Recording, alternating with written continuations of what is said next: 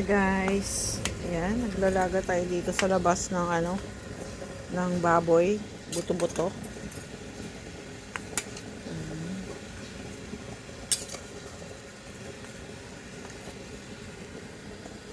Papalambutin ko lang po ito, tapos sa loob ko na siya palambutin ko lang siya dito. Nilagyan ko na siya ng patatas.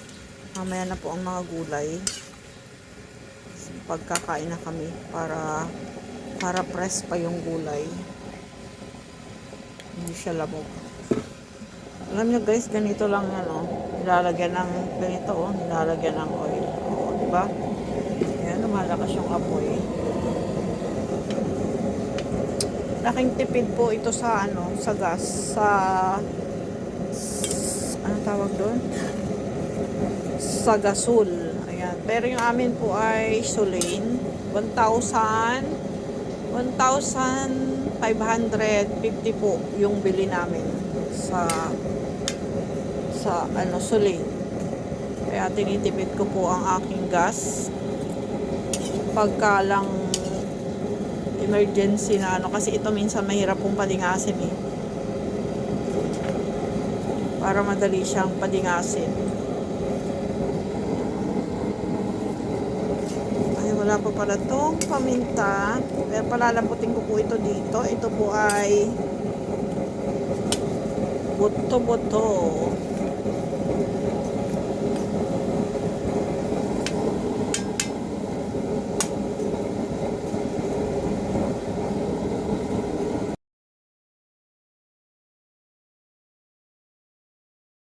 Hi guys, nilipat ko po siya ng lalagyan. Kanina po ay nasa labas ito. Doon ko po siya pinalambot sa kawali. Malaki po kasi yung kawali pag inilagay ko dito, tsaka maulim po yun. Ayan, nilipat ko na siya. Ayan, nilagyan na natin ng mais. Ayan, may patatas na po ito Ayan. Lalagyan po natin siya ng saging. Ayan. Saging.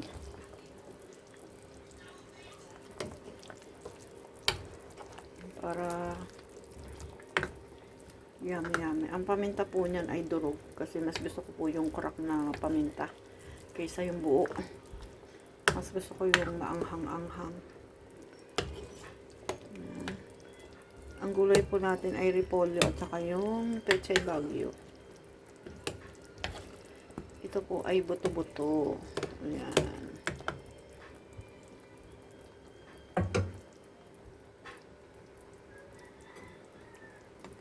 Lapit na po itong maluto. Kasi luto na yan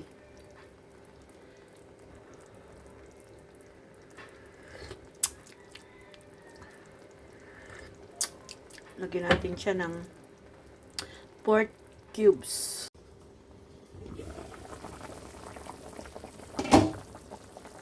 Ayan guys, nalagay na natin ang mga repolyo.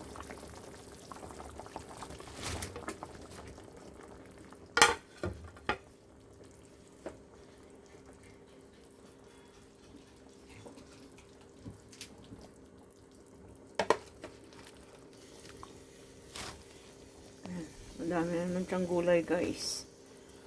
Ang gulay,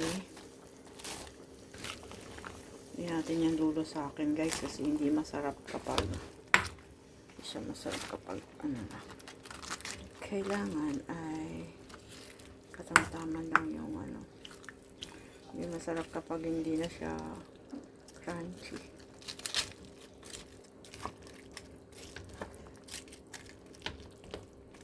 Madami kasi kaming repolyo guys, kaya pero paubos na rin yung dala ng tatay ni Dasha. Ayan. Kaya kailangan ko magluto ng ganito para magamit kasi masasayang.